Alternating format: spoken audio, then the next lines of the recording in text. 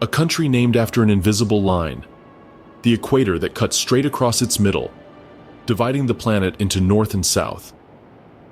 Few places wear their geography so literally, and yet so vividly. Here, that line is not an abstract idea on a map. It's a living frontier that runs through cities, volcanoes, rivers, and rainforests. From above, Ecuador looks like a compressed continent.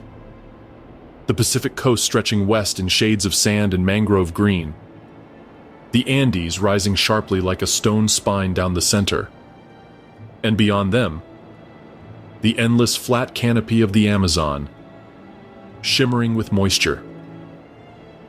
1,000 kilometers off the mainland, the Galapagos Islands scatter over the ocean, isolated and ancient. It's a country the size of the UK, but within its borders, you can walk through nearly every ecosystem on Earth. The air changes fast here. On the coast, the wind carries salt and the smell of shrimp boats. In the highlands, it turns thin and cool, filled with eucalyptus and the smoke of wood stoves. Deeper east, it becomes heavy and sweet with jungle humidity. In a single day, you can leave the sea, cross glaciers, and end up surrounded by tropical frogs calling through the night. Few places allow such a journey without leaving the same latitude. Ecuador's geography is shaped by collision, oceanic, and continental plates forcing the Andes upward, carving valleys and volcanoes that dominate the skyline. These mountains trap clouds, feeding hundreds of rivers that descend toward the Amazon basin. The result is an extraordinary diversity. More bird species than all of North America, and ecosystems that shift every few kilometers. Locals often call it El País de los Cuatro Mundos, the country of four worlds. Each world tells its own story. The coast, or La Costa, is warm, fertile, and rhythmic, where plantains, cacao, and seafood define life. The Sierra, the Andean highlands, holds colonial cities and snow peaks that seem close enough to touch. The Amazon, or El Oriente, beats to the pulse of rivers and cicadas, home to cultures that have lived in balance with the forest for centuries. And finally, the Galapagos, isolated in the Pacific, stands as a natural laboratory of evolution, a reminder of the planet's ancient patience. What ties them together is not distance or uniformity, but contrast. Ecuador's identity is built on the meeting points, where mountains meet jungle, where cold streams feed into warm rivers, where Spanish plazas stand over Inca foundations. To travel here is to move constantly between climates and altitudes, but always remain on the line that names the country. That invisible belt of latitude, 0 degrees, runs quietly across valleys and fields, a reminder that this land sits at the center of the earth and somehow contains all of it.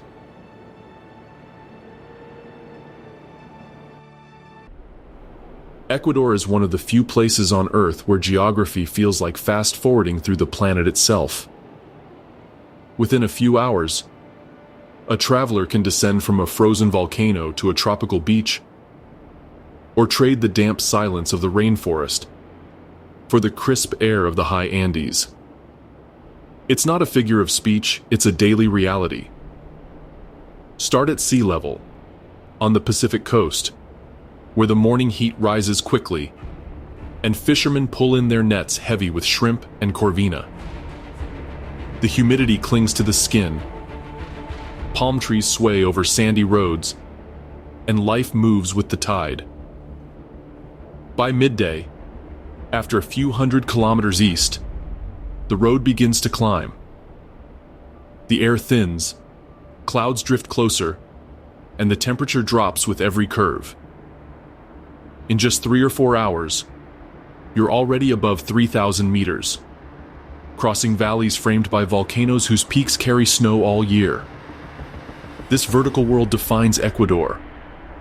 It's a country where altitude replaces distance, where the difference between rainforest and glacier is not measured in kilometers, but in meters climbed. Cotopaxi rises to 5,897 meters, Chimborazo to 6,268. Yet the base of these mountains is surrounded by farmland and villages at comfortable spring-like temperatures. It's possible to have breakfast in warm sunshine and be in gloves and a jacket by lunch. These extremes create what scientists call microclimates. But for locals, it's just everyday life. Farmers in the highlands grow potatoes, quinoa, and maize. 2 hours downhill, bananas and cacao thrive in subtropical valleys. Lower still, the rainforest bursts with yucca, papaya, and coffee. Seasons here aren't marked by winter and summer, but by altitude and rainfall. The country's size makes this variety even more surprising. From north to south, Ecuador stretches barely 450 kilometers, a distance you could drive in less than a day. Yet within it, you'll find cloud forests, alpine tundra, mangroves, and coral reefs. It's as if someone compressed a continent into a single small nation. This compact diversity shapes the way people live and travel. Markets in the Andes sell fruit from the Amazon beside seafood from the coast. In the same meal, you might taste ingredients from 3 ecosystems. It's also what makes Ecuador an explorer's dream. Every direction leads to a completely different world, and none of them are far.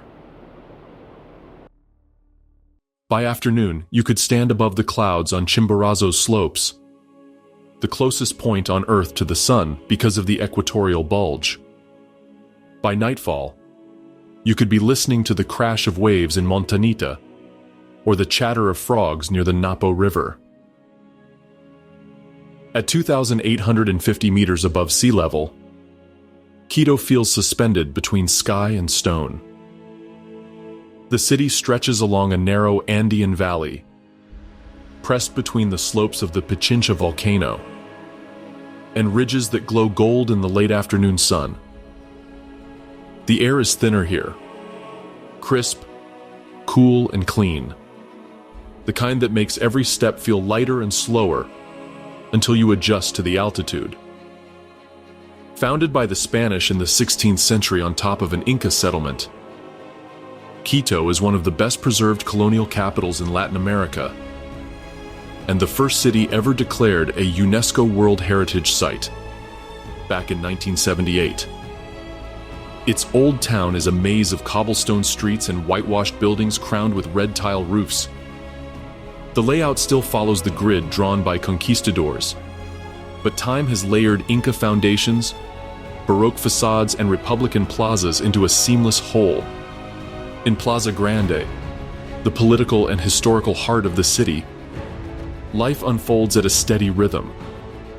Vendors sell fruit juice and newspapers, while locals rest on benches shaded by palm trees. Around the square rise the cathedral, the presidential palace, and arcades where guitars and street radios mix with the ringing of church bells. Just a few steps away, the Church of La Compañía de Jesús glitters with nearly a ton of gold leaf covering its walls. A Baroque masterpiece built by indigenous artisans, whose detail rivals any cathedral in Europe. Each corner of the old town seems to open onto another story. The Monastery of San Francisco, where Franciscan friars still walk through vast courtyards filled with hummingbirds. The Plaza Santo Domingo, where the scent of roasted corn drifts from food carts, and narrow alleys lined with wooden balconies heavy with geraniums. For visitors, part of Quito's charm lies in its verticality.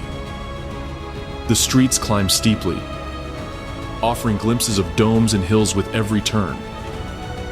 From the Basilica del Voto Nacional, its neo-Gothic towers adorned with stone iguanas and condors, the whole city unfolds beneath, a blend of colonial rooftops and modern glass towers stretching north.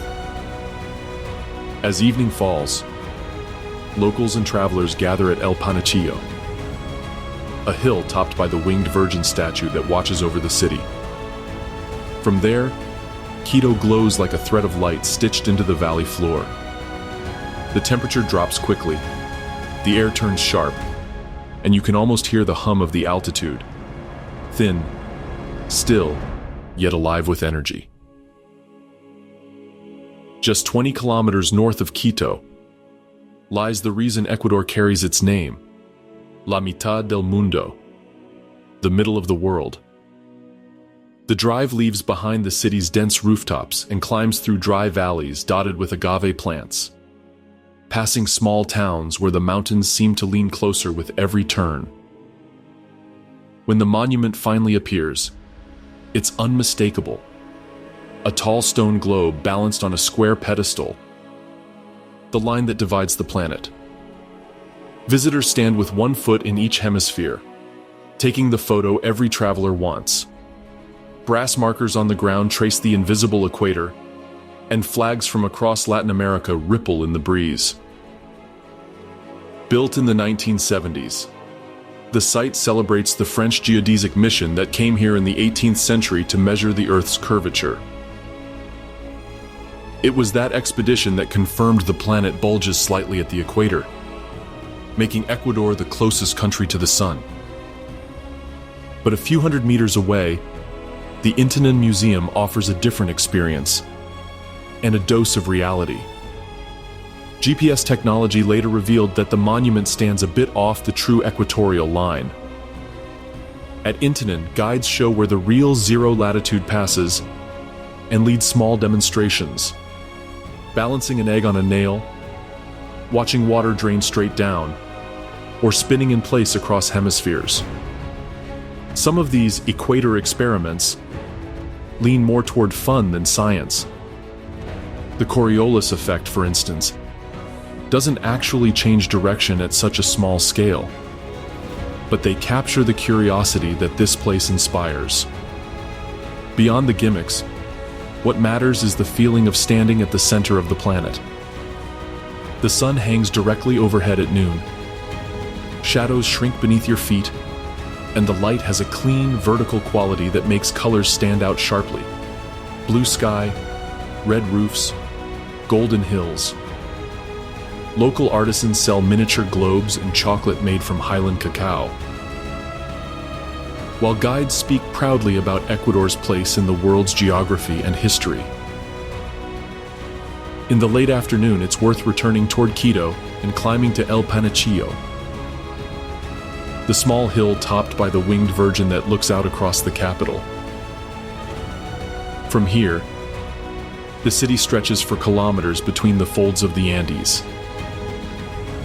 And on clear days, the snowy cone of Cotopaxi rises in the distance. The wind is cold, carrying the scent of eucalyptus and street food from below. As the sun dips, the monument at the middle of the world glows faintly on the horizon, a small mark on the map of a vast planet. Standing there, you realize the equator isn't just a line.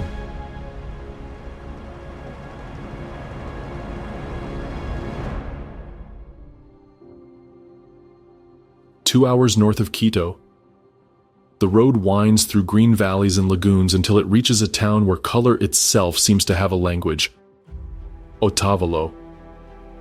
Nestled between the Imbabura and Cotacachi volcanoes, this Andean market town has traded goods for centuries, long before Spanish caravans or modern tourists ever arrived. Every Saturday, as dawn breaks, the Plaza de los Ponchos begins to bloom. Canvas stalls rise like bright sails, and soon the square becomes a tapestry of motion. Vendors unfolding woven blankets, women arranging necklaces made of coral and tagua, children chasing each other between stacks of alpaca sweaters. It's not just a market. It's a living museum of Otavalo culture, one of Ecuador's oldest and most resilient indigenous communities. The The Otavaleños are known across the Andes for their artistry and independence. Dressed traditionally, men in white trousers and blue ponchos, women in embroidered blouses and gold bead necklaces, they have kept their identity strong even as they've traveled the world selling their crafts. Some families ship their textiles as far as Tokyo and New York, yet on market day, you'll still find them sitting on woven mats, spinning wool, and tying knots by hand. Textiles are the soul of Otavalo. Each poncho, scarf, and wall hanging tells a story. Condors woven into geometric skies, volcanoes stylized in reds and oranges, zigzag borders symbolizing rivers and paths. The rhythm of weaving is steady and patient, echoing through the courtyards. Around the plaza, the air thickens with the scent of roasted corn, plantains, and hornado, a slow-cooked pork dish that glistens in the sun. Vendors pour chicha de llora, a fermented corn drink, while pan flutes and guitars play familiar Andean melodies. The music rises and falls with the chatter of the crowd, blending into something both timeless and completely alive. If you wander beyond the market, narrow streets lead to workshops where families dye yarn with natural pigments: cochineal for red, indigo for blue, eucalyptus for green. The dyes stain their hands but not their pride. They talk about art as inheritance, about teaching their children to keep weaving so the patterns never fade. By afternoon, the colors start to blur under the sun, and the market slowly exhales. Tables packed away, tarps folded, songs fading into the hills. What remains is the memory of a place where trade feels less like commerce and more like conversation between past and present, between art and survival. Otavalo's market is not just where Ecuador sells itself to the world. It's where the world comes to meet the heartbeat of Ecuador. In the shimmer of woven threads, the hum of a flute, and the warmth of a smile exchanged over a hand-woven scarf.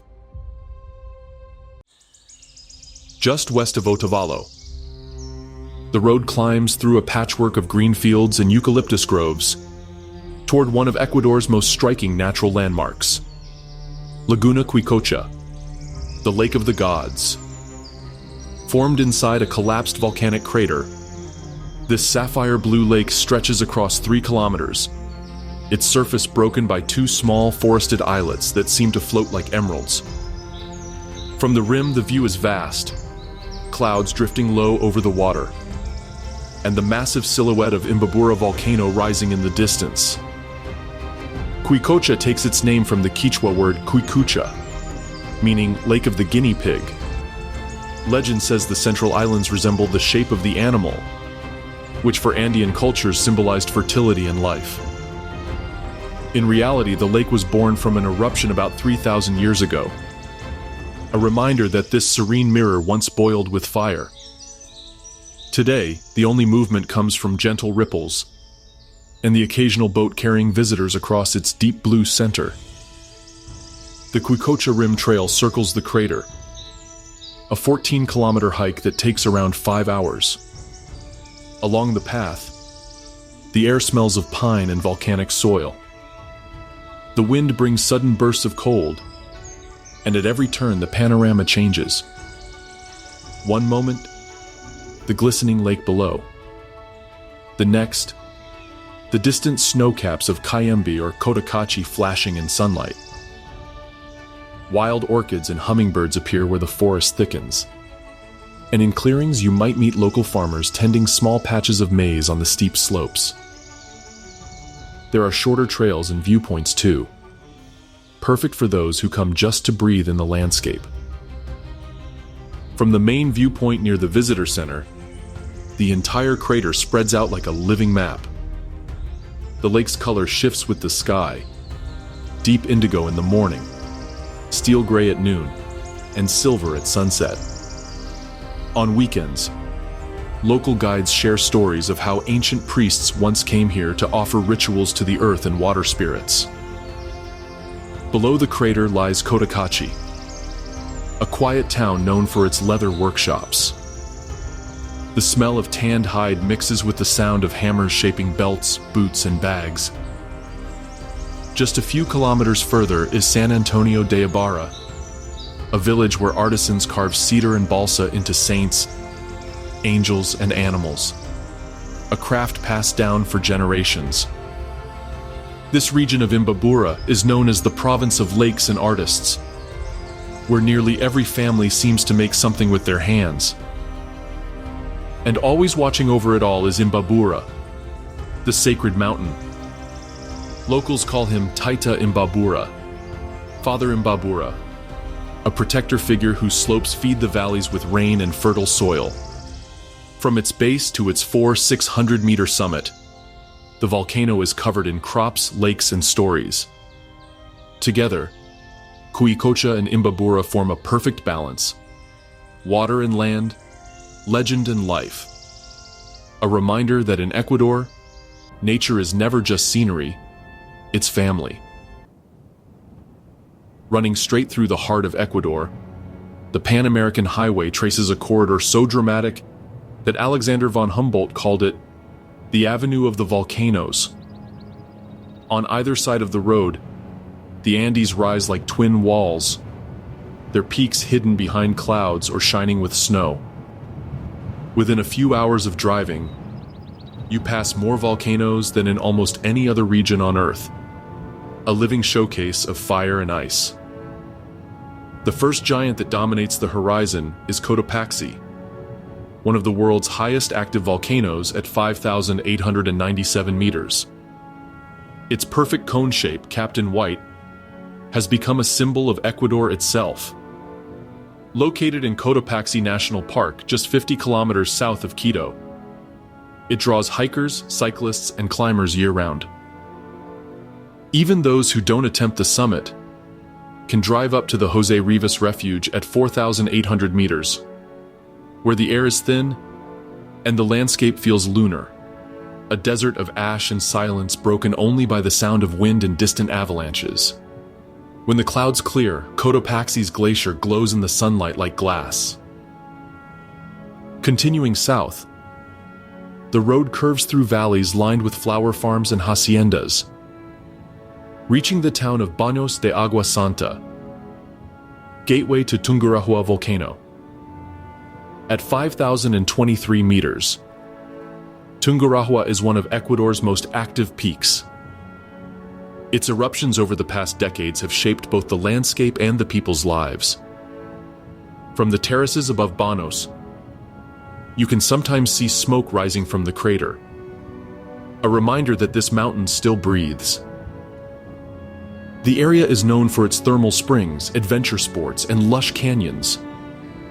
Zip lines cross waterfalls, and hiking trails climb to viewpoints like Bella Vista or La Casa del Arbol, where the famous swing at the end of the world lets you soar above a sea of clouds with Tungurahua watching.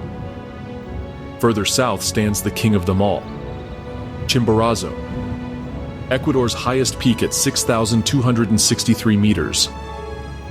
Though it's not the tallest mountain on Earth by elevation above sea level, it holds a unique distinction. Because of the Earth's equatorial bulge, Chimborazo's summit is the closest point to the sun. From the Corral Refuge at 4,850 meters, climbers begin the long, icy ascent, while travelers content to stay below can still walk along trails through the Paramo, where wild vicuñas graze under the snow line. The thin air carries a crystal silence that makes every step feel sacred. Scattered along the highway are mountain lodges and old haciendas, offering warm fires, hearty soups, and windows framing volcano views. The experience here is not just about seeing mountains, it's about living among them. The Avenue of Volcanoes condenses the power of the Andes into a single stretch of road, where each horizon reveals another summit, another story, another reminder that Ecuador is a small country with landscapes that reach the sky.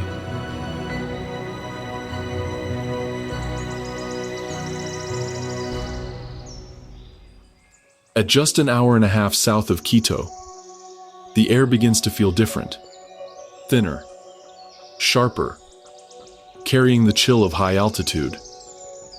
A stone arch marks the entrance to Cotopaxi National Park, and beyond it, the road climbs through rolling Paramo, where golden grasses bend under the wind and wild horses run free. Every curve opens to a wider horizon until finally, there it is, Cotopaxi, towering at 5,897 meters, its perfect snow cone rising above a sea of clouds. The park stretches across nearly 34,000 hectares, a mosaic of plains, volcanic ridges, and Andean wetlands. Here, the oxygen drops, but life adapts in remarkable ways. Herds of llamas and wild horses graze near Limpopungo Lagoon, their reflections shimmering in the icy water. Andean foxes move silently through the scrub, while above, caracaras and condors trace slow circles in the sky. The light changes fast, one moment golden, the next veiled in mist, giving Cotopaxi a personality that feels alive. For visitors, there are several routes through the park. Most start at the Mariscal Sucre control point, where guides explain the terrain and altitude precautions. From there, the gravel road leads to Limpopungo, an easy walking circuit with panoramic views of both Cotopaxi and Rumiñahui volcano. The lake's shores are dotted with Chuquiragua, the orange flower of the Andes, beloved by hummingbirds. On clear mornings, this is one of the best spots to photograph Cotopaxi reflected in still water. Further up, the road becomes steeper and rockier as it climbs toward the Jose Rivas Refuge, at 4,864 meters. The last section must be done on foot, a 40-minute climb through volcanic sand that shifts under your boots. The wind is cold and carries the thin electric smell of sulfur. Reaching the refuge, you can stop for hot tea and acclimatize, feeling the pulse of altitude in your chest. From here, experienced climbers begin their midnight ascent toward the summit, roped together under starlight to reach the glacier at dawn. But you don't have to summit Cotopaxi to feel its grandeur. Around the park, local communities like Mulalo and San Agustin de Calo offer a glimpse into life at the volcano's foot. Old haciendas welcome travelers with stone courtyards, alpaca blankets, and stories passed down for generations. Guides here speak not only of hiking routes, but of the volcano's spirit, how ancient peoples believed Cotopaxi was a sacred protector, a bridge between humans and the gods. By late afternoon, clouds begin to wrap around the peak like smoke, hiding its summit once more. As you leave the park, the last light falls across the plains, turning the grasses amber. It's hard to tell whether the silence that follows comes from the land or from you. The quiet that only such vastness can leave behind. Between the icy highlands and the dense Amazon lies a town where the Andes begin to breathe warm air. Banos de Agua Santa, simply known as Banos. Perched at 1,820 meters, it's where the mountains turn green, the air grows heavy with mist, and waterfalls thunder down from every cliff. This is Ecuador's adventure capital, a place that feels constantly alive, half spa town, half adrenaline hub, all surrounded by volcanic beauty. The town rests at the foot of Tungurahua volcano, whose name in Quechua means throat of fire. For decades, its rumblings and eruptions have shaped local life, sometimes threatening, blessing the valley with fertile soil. From the central plaza, You can see the volcano's dark slopes rise steeply behind red-tiled roofs, while the Basilica of the Virgin of the Holy Water stands as both a landmark and a symbol of protection. Inside, murals depict villagers carrying statues of the Virgin to calm Tungurahua's fury, a tradition that still defines local faith. Banos earned its name from the thermal springs that bubble up from the volcanic depths. Pools of steaming mineral water, each with different temperatures and colors, line the town's edge. Locals visit before sunrise, when the air is cool and the sky still dark, soaking in the warmth that feels almost sacred. Some believe the waters heal body and spirit, a fitting start or end to any journey through the Andes. But what really draws travelers is the combination of nature and adventure. Just beyond town begins the Ruta de las Cascadas, the route of the waterfalls. A narrow road follows the Pastaza River as it cuts through the canyon toward the Amazon basin, flanked by dozens of cascades. The most famous is Pilón del Diablo, or the Devil's Cauldron, a roaring 80-meter waterfall hidden behind thick jungle walls. Wooden bridges and stairways lead you so close that the spray drenches your face, and the noise drowns out every thought. For those seeking thrills, Banos delivers. There's ziplining across canyons, whitewater rafting in the Pastaza, bungee jumping, and mountain biking along roads carved into cliffs. Yet even in its wildest moments, the landscape keeps stealing the show.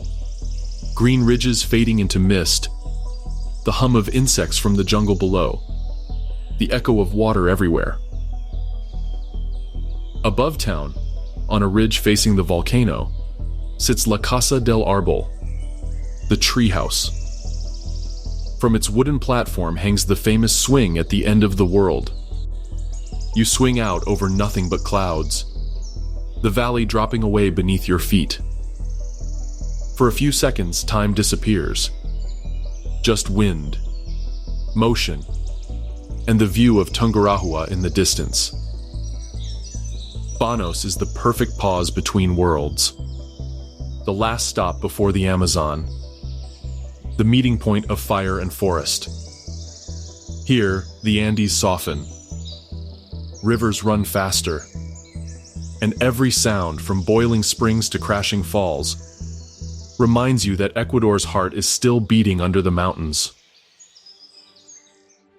Leaving Banos, the Ruta de las Cascadas begins. A winding 20-kilometer stretch that feels more like an open-air adventure park than a road. Following the Pastaza River toward the Amazon basin, the route threads through steep canyons and tropical forest, where every turn reveals a new curtain of water tumbling from the cliffs. In total, there are more than a dozen major cascades, but one name always stands out: Pilón del Diablo, the Devil's Cauldron. You can travel this route in many ways, by bike, bus, or local chiva truck. But cycling has become the favorite. Riders roll downhill with the sound of rushing water always nearby, stopping at suspension bridges and small lookouts. Stalls along the road sell sugarcane juice, grilled corn, and chocolate made from local cacao. It's not just a drive. It's a moving portrait of the Andes turning into jungle. The temperature rising, the vegetation thickening, and the smell of rain always in the air. The first major stop is Agoyan Falls, a double drop near the hydroelectric plant that powers much of the region. From there, the road passes a string of smaller cascades, Manto de la Novia, or Bride's Veil, named for its delicate white spray. A short cable car ride, known locally as a tarabita, carries you across the canyon, the river roaring hundreds of meters below. The ride lasts less than a minute, but feels like a flight through mist.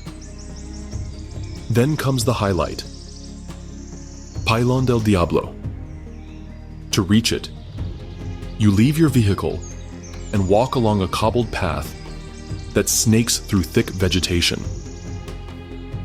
The roar grows louder with each step until you reach the viewing platforms built into the rock. The waterfall drops more than 80 meters, crashing into a narrow gorge so violently that the air turns to vapor. The sound is deafening, the kind that fills your chest.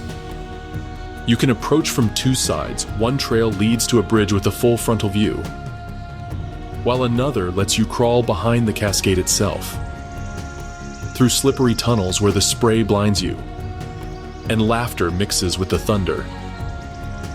Standing there, it's easy to understand why locals named it after the devil, not from fear, but awe. The power feels almost supernatural, the sheer force of water carving rock over centuries. On sunny days, rainbows appear in the mist. On rainy ones, the falls double in volume, swallowing their own echo. Beyond Pailon del Diablo, the road continues east toward Puyo, gateway to the Amazon. But most travelers return to Baños, wet, exhilarated, and smiling. The Ruta de las Cascadas is one of those rare routes where the journey is the destination. A place where you don't just watch nature. You hear it, feel it, and carry its rhythm long after you've dried off.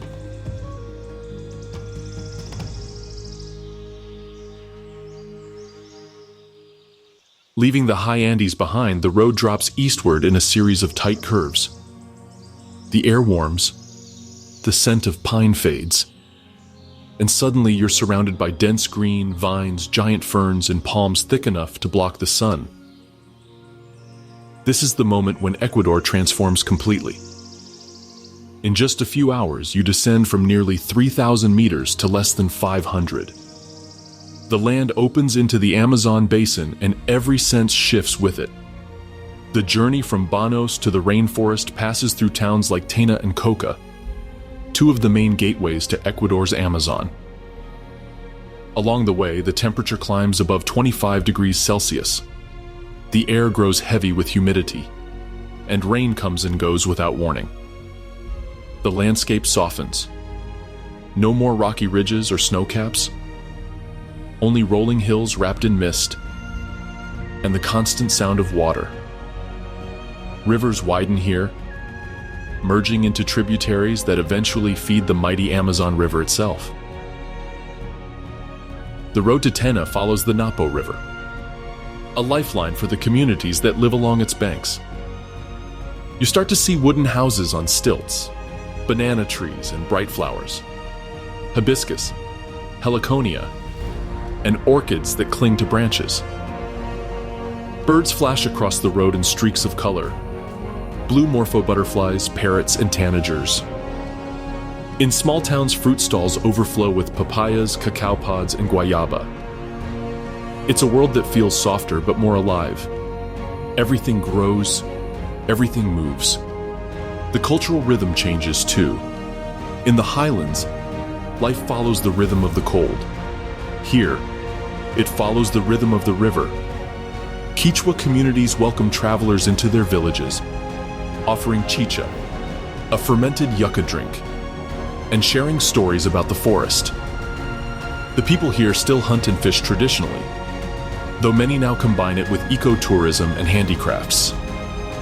It's common to find guides who can name every bird by its call, every plant by its use for medicine, for food, for ritual. Tena, known as the cinnamon capital for its fragrant trees, is often the first real stop for visitors heading deeper into the jungle. From here, you can join canoe trips that wind through narrow channels, or stay in eco-lodges surrounded by forest sounds, frogs, cicadas, and the distant rush of rain. A few hours further east lies Coca, the departure point for longer expeditions into Yasuni National Park, one of the most biodiverse areas on the planet. Standing on the banks of the Napo, the contrast with the Andes feels almost impossible. Just a few hundred kilometers ago, you were breathing thin air beneath glaciers.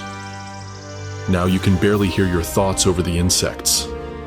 The Amazon doesn't feel like a destination. It feels like entering another world. One where the rules are different, the air is alive, and nature doesn't whisper, it roars. Deep in eastern Ecuador, where the Napo and Curare rivers braid their way through endless forest, lies Yasuni National Park, one of the most biodiverse places on Earth. Scientists call it a living library, a stretch of land where nearly every tree, insect, and bird seems to hold a new discovery. Covering nearly 10,000 square kilometers, Yasuni sits at the crossroads of the Andes, the Amazon basin, and the equator, a combination that has produced life in unimaginable abundance.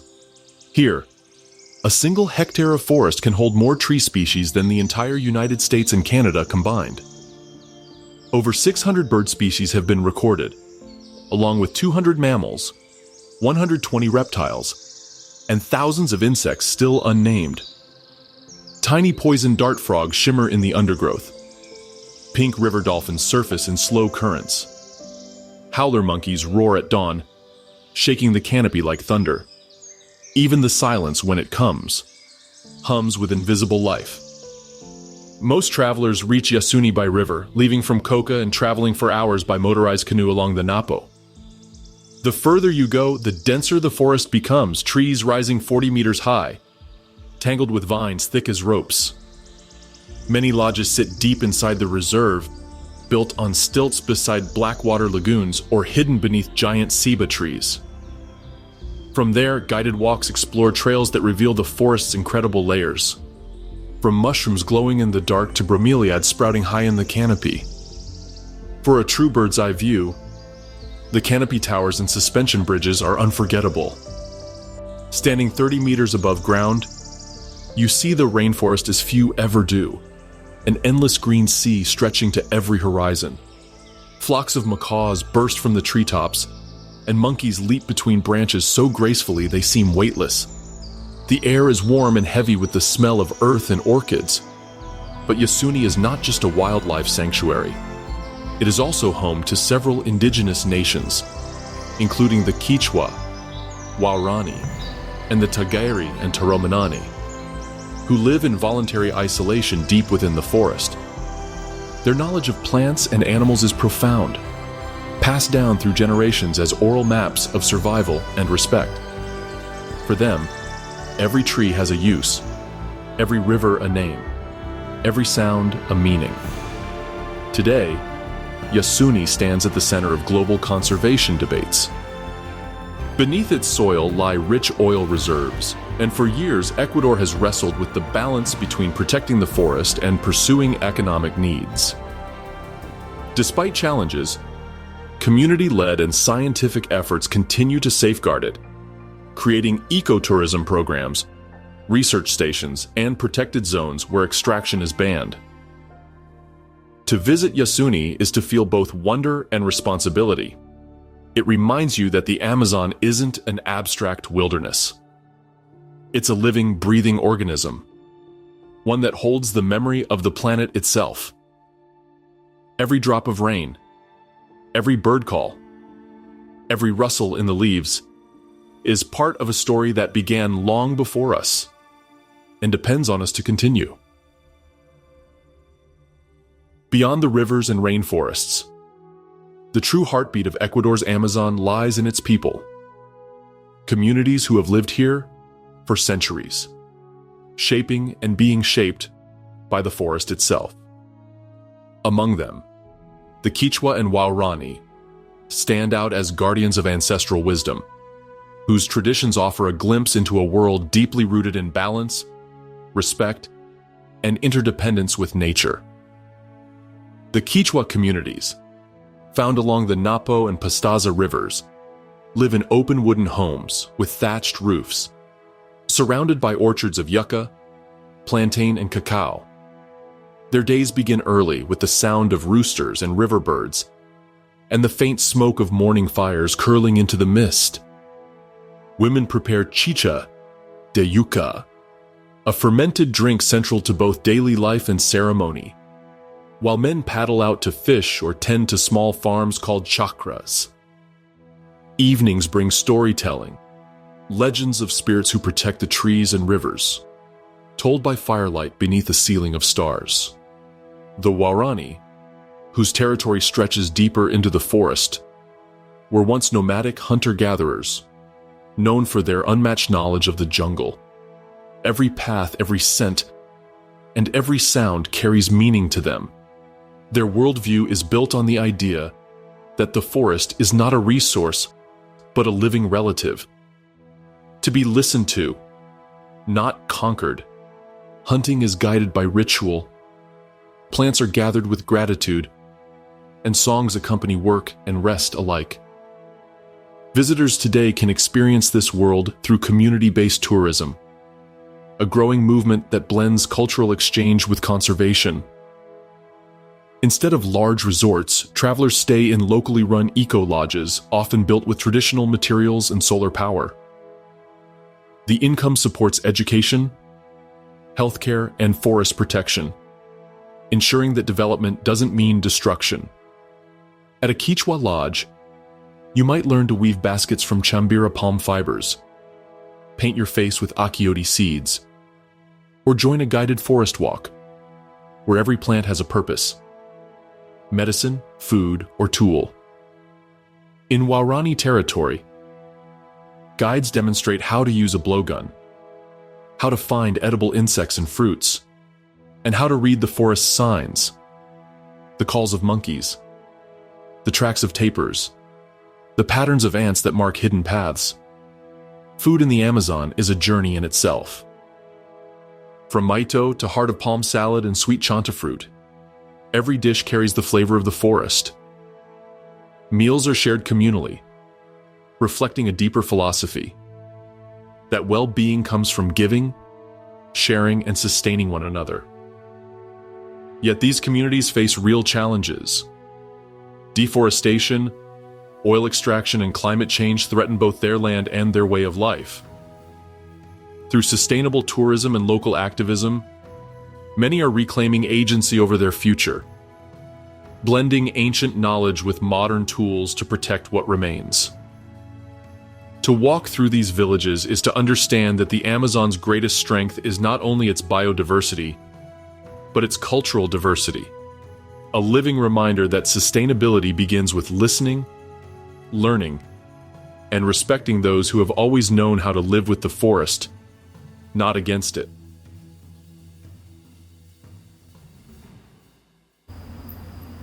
When night falls in the Amazon, the world does not go quiet, it awakens.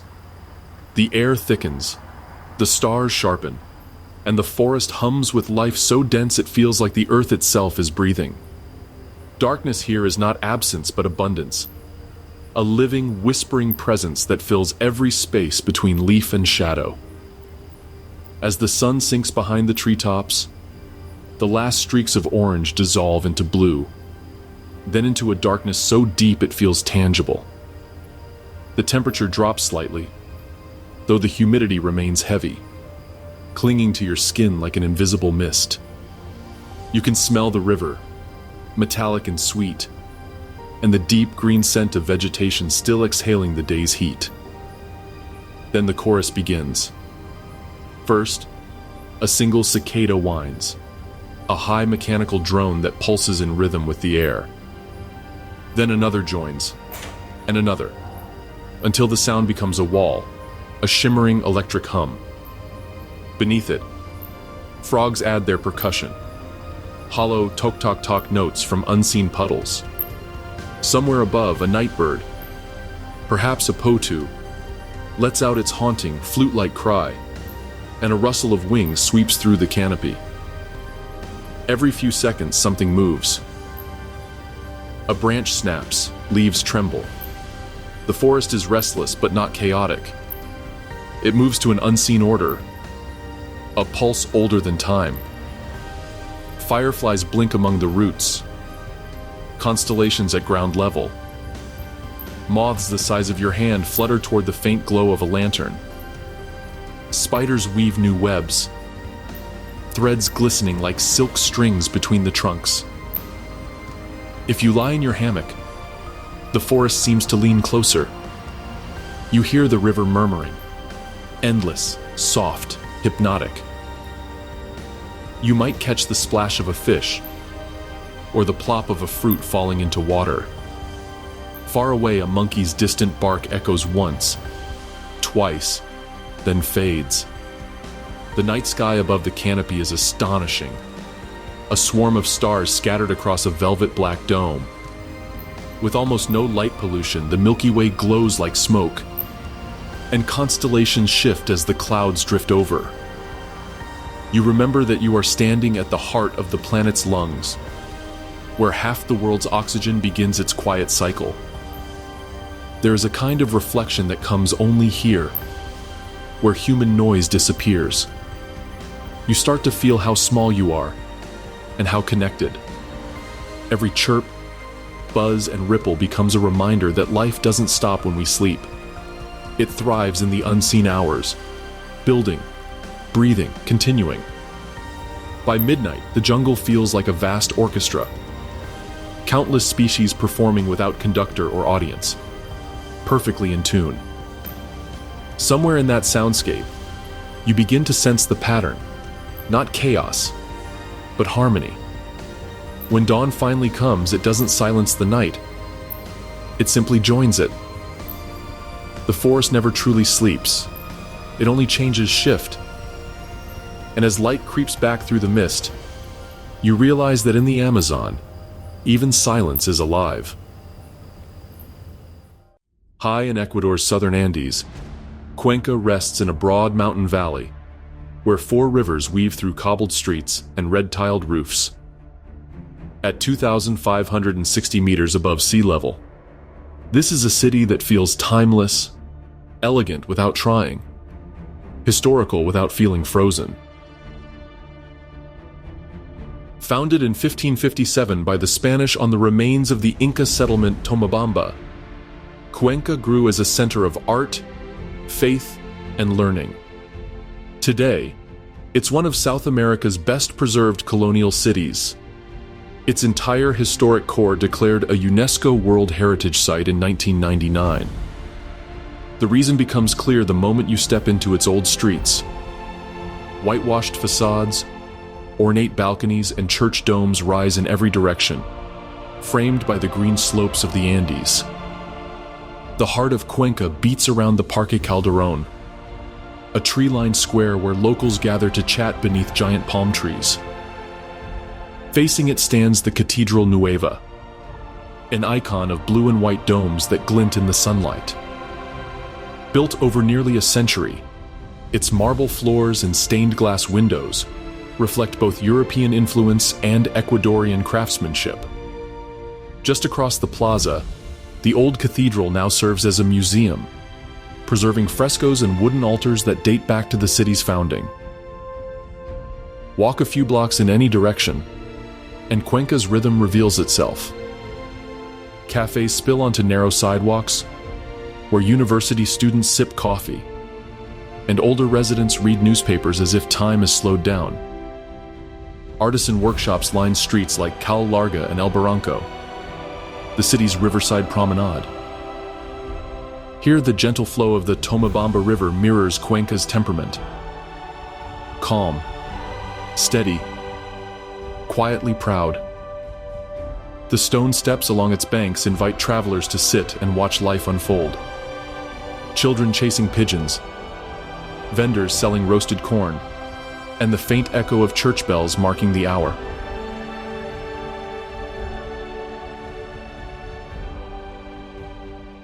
Beyond its architecture, Cuenca's soul lives in its craft traditions. This is the birthplace of the so-called Panama hat, a name born from history, not geography. The fine hand-woven toquilla straw hats are made in nearby villages like Sigsig and Montecristi, and Cuenca remains the trade center for their production. Visiting a workshop, you see the meticulous process: weaving, bleaching, shaping, and art passed from generation to generation. Culture flows easily here too. The Museo Pumapungo offers a glimpse into Inca and Canary heritage, with excavations of ancient temples just behind its modern galleries. The city's festivals, from Corpus Christi to Independence Day in November, fill the streets with fireworks, sweets, and brass bands, blending religion, music, and joy in the most Ecuadorian way possible. As evening falls, Cuenca turns golden. The light catches on terracotta rooftops and the facades of centuries-old buildings. Locals stroll along the river. Guitars play softly in hidden courtyards. This city is intimate, a balance between tradition and comfort, between heritage and modern life. Cuenca is not a museum.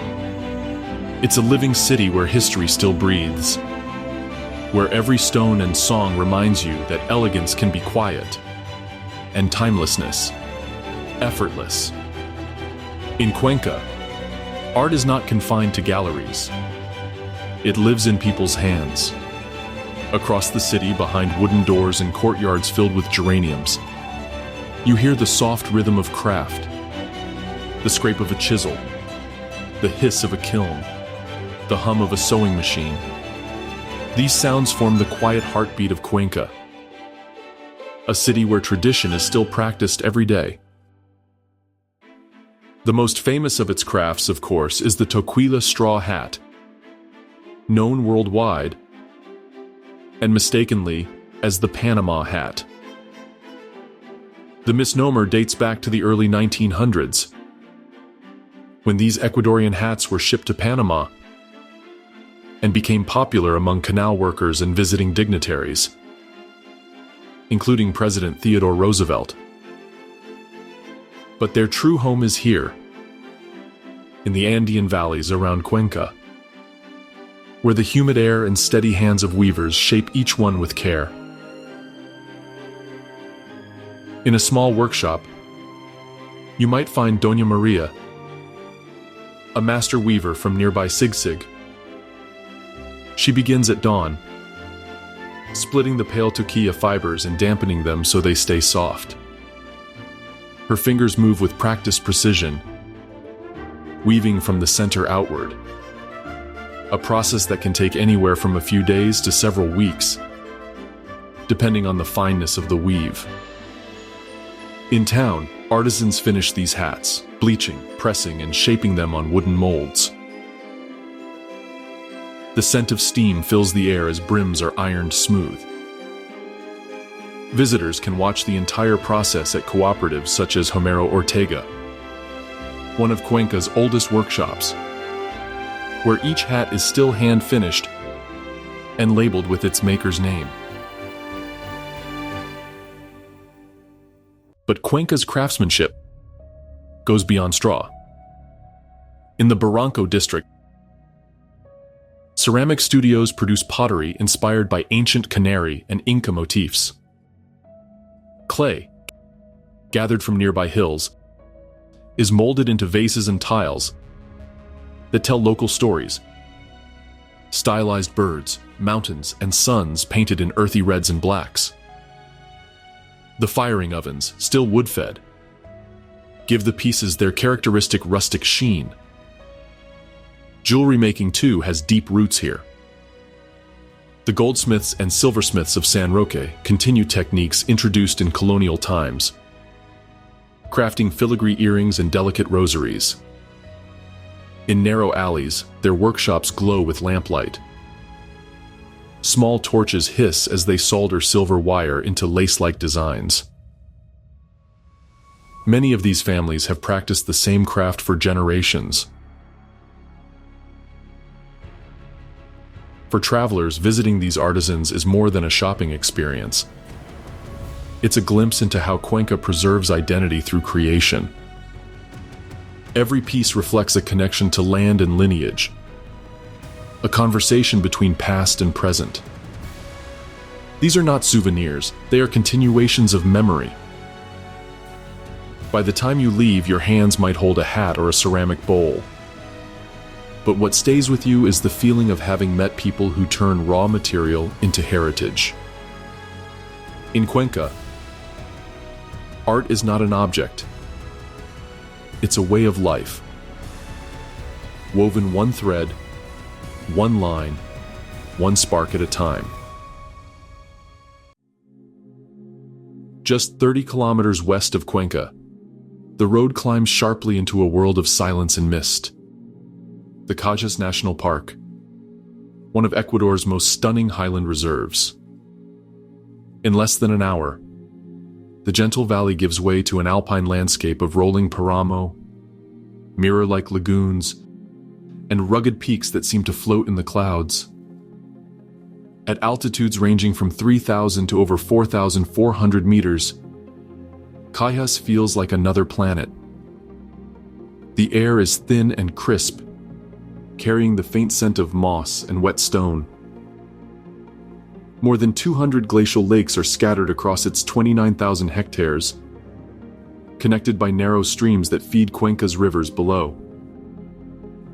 From above, the park looks like a patchwork of blue mirrors, every turn in the trail revealing a new reflection. The name Cajas comes from the Quechua word caxis, meaning gateway to the snow, and it fits. Centuries ago, this region served as part of the Inca route that linked the highlands to the coast. Today, it's a paradise for hikers and birdwatchers, a protected landscape where nature dominates every horizon.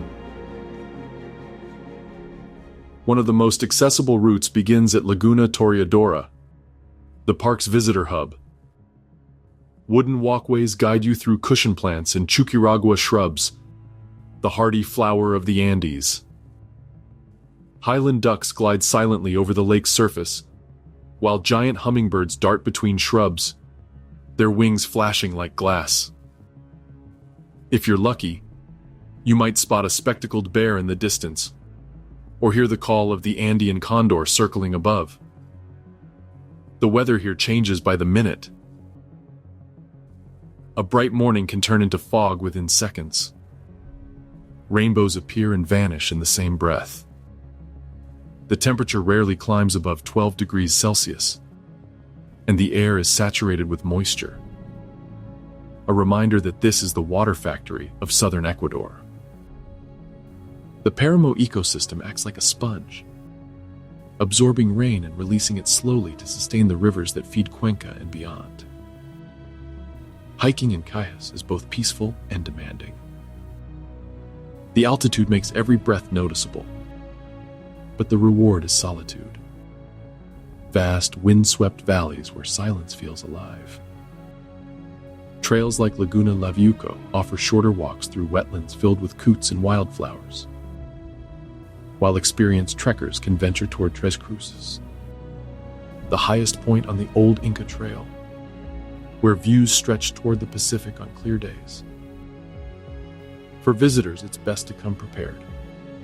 Warm layers, waterproof boots, and respect for the unpredictable weather.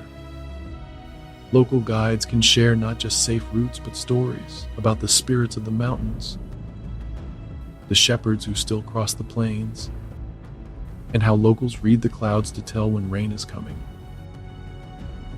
As you stand by the edge of a silent lagoon, your reflection rippling with the wind, it's easy to understand why Cajas feels sacred. Here, the Andes show another side. Not fiery or volcanic, but cold, pure, and infinite. After days of thin air and mountain silence, Guayaquil feels like another world. Ecuador's largest city greets you with humid heat, tropical light, and restless energy. A place where the Andes finally meet the Pacific. Known as the country's main port, Guayaquil is the beating commercial heart of Ecuador, and the point where much of its history, trade, and modern culture converge.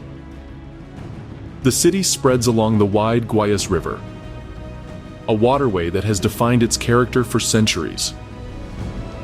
Founded in the 1500s, Guayaquil grew as a shipbuilding and export hub, first for cacao, then for bananas and coffee. Today, it's a metropolis of glass towers, waterfront parks, and busy avenues that never seem to rest. Yet behind the modern skyline lies a story of reinvention. Guayaquil has transformed itself from a once chaotic port into a vibrant, visitor-friendly city that proudly balances commerce with creativity.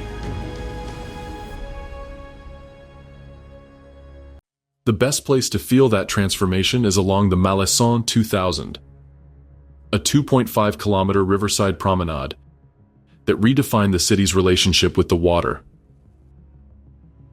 Lined with tropical gardens, fountains, and sculptures, it's where families stroll at sunset.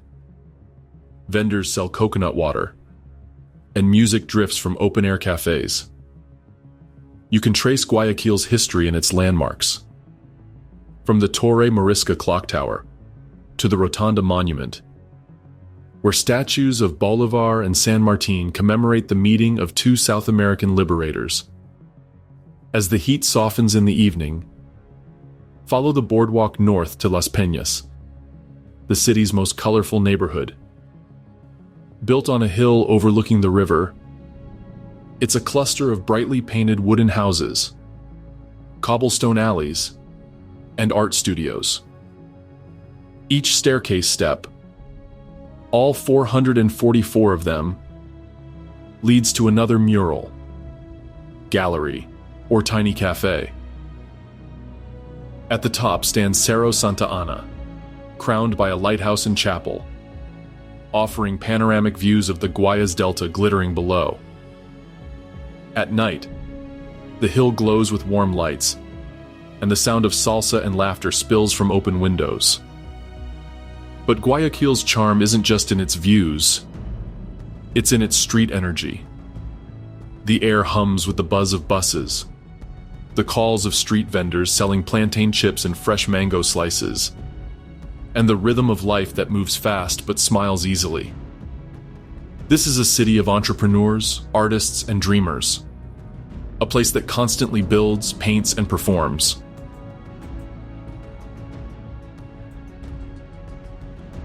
In the nearby Parque Seminario, better known as Iguana Park, dozens of green iguanas roam freely between benches and palm trees, basking lazily under the tropical sun, while office workers eat lunch nearby. It's the perfect symbol of Guayaquil, wild and urban at once, where nature and city life coexist without boundaries. Guayaquil may not have the colonial calm of Cuenca or the altitude drama of Quito, but it has something else entirely: momentum.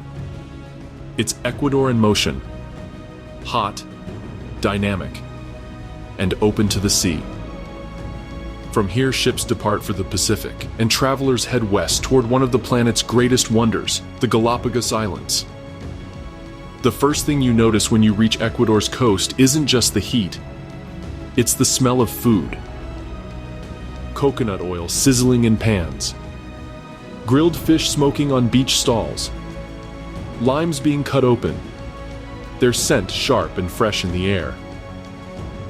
Along the Pacific shoreline, from Manta to Guayaquil and beyond, food is the country's second language, bold, generous, and deeply tied to the sea.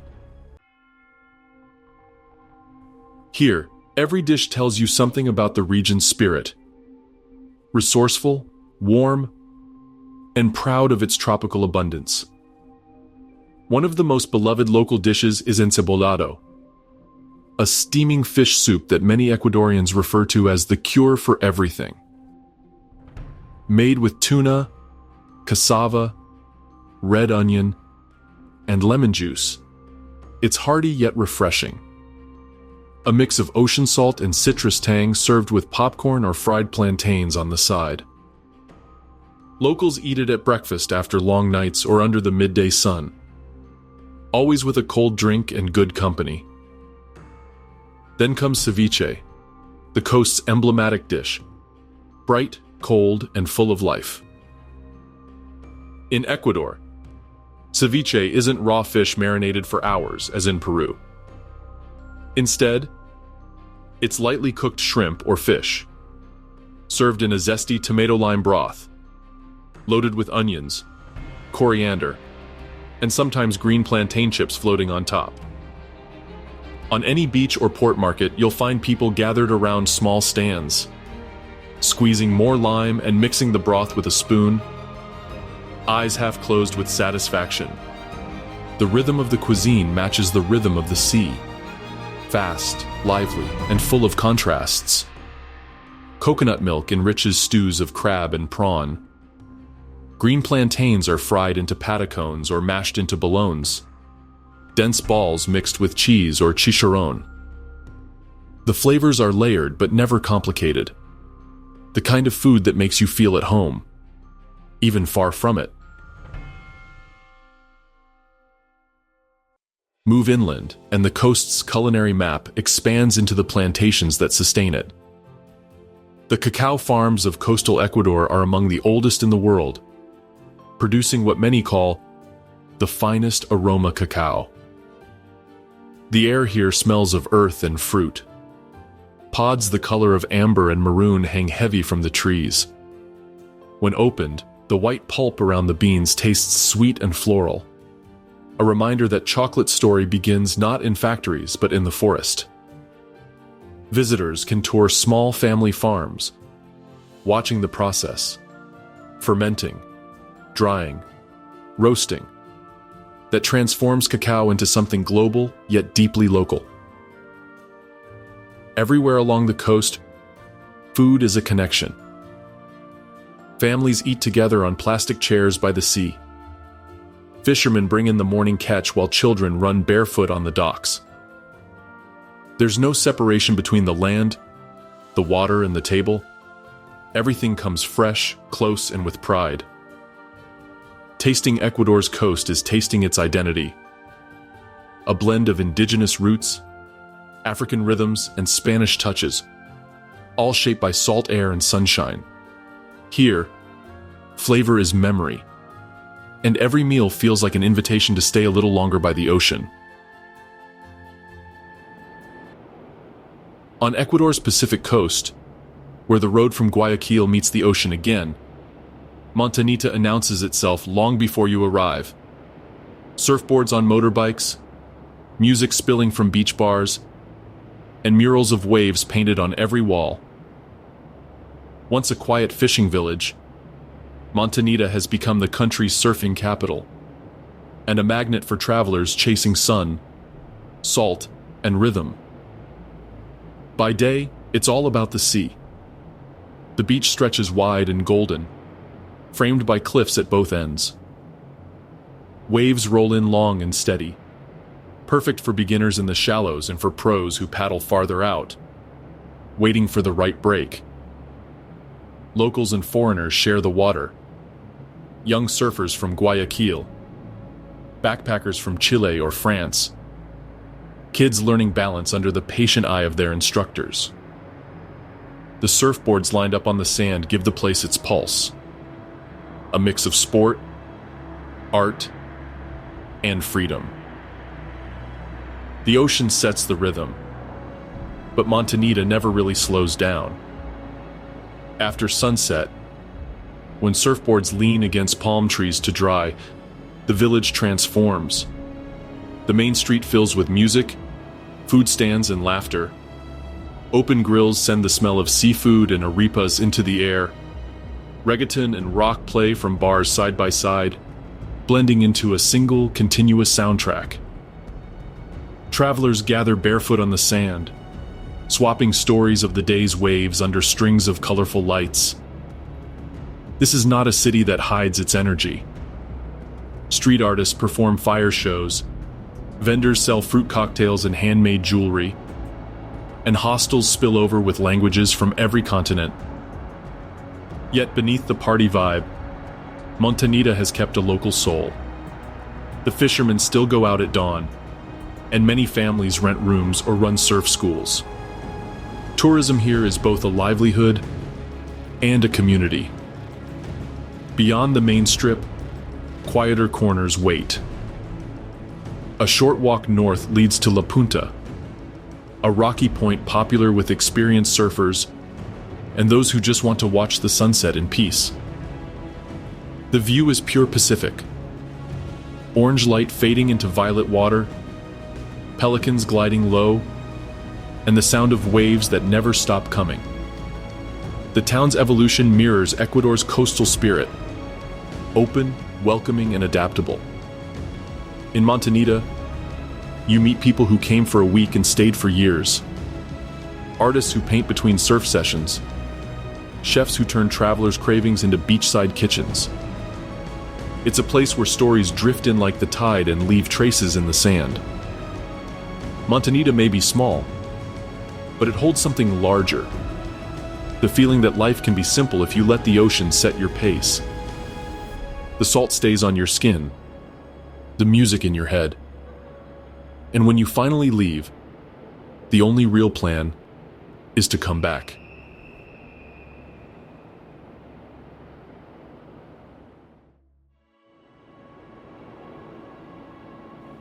Nearly 1,000 kilometers off Ecuador's coast, scattered across the Pacific like dark jewels, lie the Galapagos Islands, a place that seems less discovered than imagined. Their isolation has turned them into a living laboratory, where nature writes its own rules and evolution unfolds in plain sight. The archipelago is made up of 13 main islands and over 100 islets and rocks, born from volcanic fire millions of years ago. Here, the Earth's crust rests on a restless hotspot. Molten rock pushes upward, forming new islands while older ones drift slowly east and erode back into the sea. You can walk on fields of frozen lava in one place and, just a short boat ride away, find beaches of powdery white sand where sea lions nap under the sun. Each island tells a different geological story. Isabela, the largest, shaped by 6 volcanoes still alive beneath the surface. Fernandina, the youngest and most pristine, where the ground still steams after eruptions. And San Cristobal, Santa Cruz, and Floriana, the more inhabited ones, where life has learned to coexist between the wild and the human. When Charles Darwin arrived here in 1835 aboard the HMS Beagle, he was struck not by beauty, but by difference. Finches with varying beak shapes, tortoises with shells molded to their island's terrain, marine iguanas that swam like reptiles from another age. These small details would eventually shape his theory of evolution by natural selection, changing the way humanity understands life itself. To walk these islands is to trace the steps of that revelation, to feel how curiosity can transform into wonder. Getting to the Galapagos begins with a flight, usually from Quito or Guayaquil, landing either on Baltra Island or San Cristobal. Visitors then enter a world tightly protected by Ecuador's National Park and Marine Reserve, one of the strictest conservation zones on Earth. Before stepping onto the islands, travelers must pay an entry fee, pass biosecurity checks, no seeds, fruits, or foreign soil, and attend briefings on how to visit responsibly. Only about 3% of the island's surface is inhabited. The rest belongs entirely to nature. Trails are marked, guides are mandatory in most areas, and boats follow regulated routes to prevent overcrowding. These rules aren't restrictions. They're the reason the Galapagos remains the Galapagos. Every footprint is watched carefully, so that giant tortoises can keep crossing paths with visitors a century from now. The islands continue to evolve, as do the travelers who see them. For many, the Galapagos is not just a destination, it's a mirror, reflecting what the world once was, and what it could still be if we learn to listen to the rhythm of the Earth.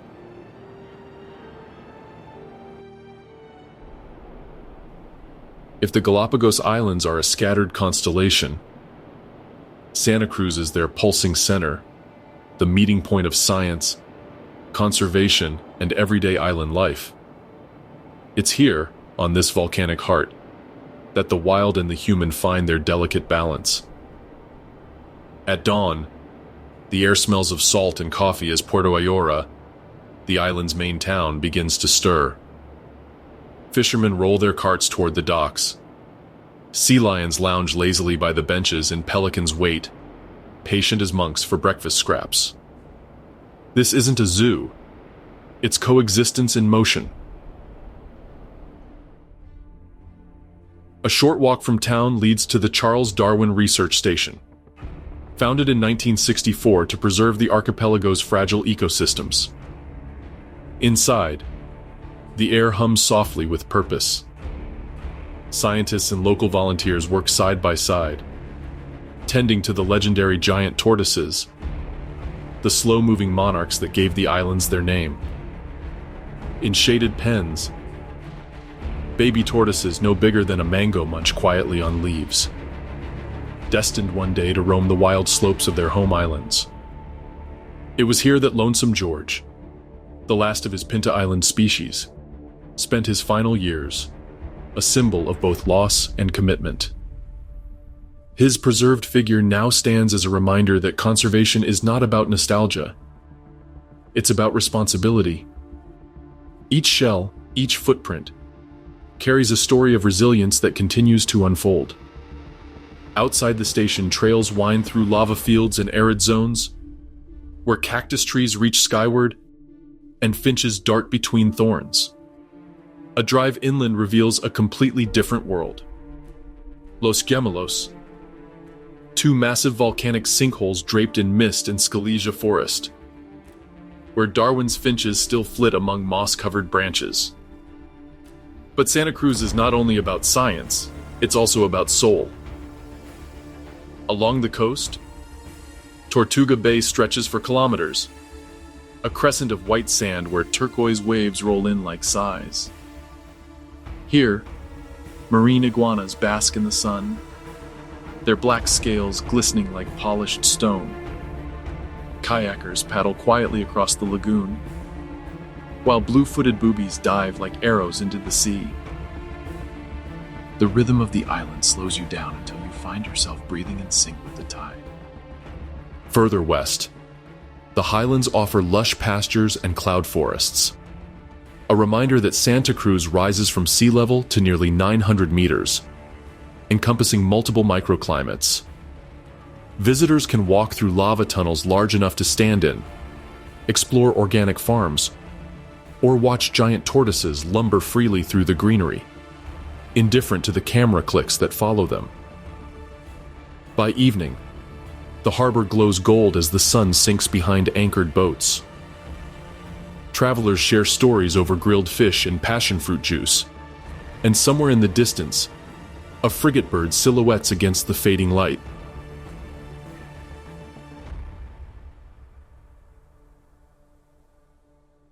In Santa Cruz, you understand what keeps the Galapagos alive. Not just the wildlife or the science, but the quiet partnership between both. This island is not merely a stop on the journey. It is the beating heart that sustains the wonder of the archipelago. If Santa Cruz is the heart of the Galapagos, Isabella and Fernandina are its untamed soul, raw, remote, and restless beneath the skin of the earth.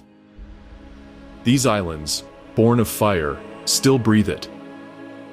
You can feel it in the blackened lava underfoot, in the hiss of fumaroles, and in the way the land seems to remember every eruption. Isabella, the largest island in the archipelago, was forged by 6 volcanoes that rose separately from the sea and then fused. A living map of creation. From above, it resembles a giant seahorse stretching across the Pacific, its spine dotted with volcanic peaks like Sierra Negra and Wolf. The island is immense yet intimate, stitched together by winding trails, mangroves, and shallow lagoons, where flamingos stand like pink exclamation marks against the gray ash. At Sierra Negra, one of the most accessible active volcanoes in the world, travelers hike along the rim of a caldera nearly 10 kilometers wide. The view opens into a world that feels lunar, vast, cracked, and humming with heat. The scent of sulfur rides the wind, and if you listen closely, the island seems to whisper its geological past. Eruption after eruption, creation after destruction. Along the western coast, the sea becomes the main stage. Here, Galapagos penguins, the only penguins found north of the equator, dart through the cold, nutrient-rich waters of the Humboldt Current. They share the rocky shores with marine iguanas, ancient creatures that dive fearlessly into the surf, grazing on algae like reptiles from another time. On the black lava, sea lions sprawl between the cracks, playful, unbothered emperors of the shore. Across the narrow Bolivar Channel lies Fernandina, the youngest and most pristine of the islands. It is pure wilderness, no human settlements, no roads, only a swirl of life shaped entirely by nature. The La Cumbre volcano, still active, dominates the landscape. When it erupts, rivers of fire meet the ocean, sending up clouds of steam that remind you this world is still being written. Landing here feels like stepping into the planet's memory. The ground is rough and new, still cooling. The air smells faintly metallic. Flightless cormorants dry their wings in the sun, wings that evolution has traded for mastery underwater.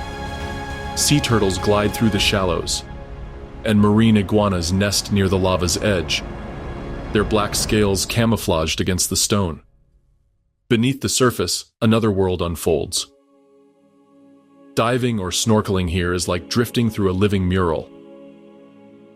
Seahorses curling among coral, rays gliding like shadows, and reef sharks weaving between volcanic arches. In the distance, you might catch the echo of dolphins or the brief shimmer of a passing sea turtle. The Pacific, alive and electric, mirrors the wildness of the land above. As dusk falls, the horizon burns gold and orange, fire meeting water once again. There are a few places left where the earth feels so young, so unedited. In Isabela and Fernandina, you are reminded that life doesn't just adapt to change. It is born from it.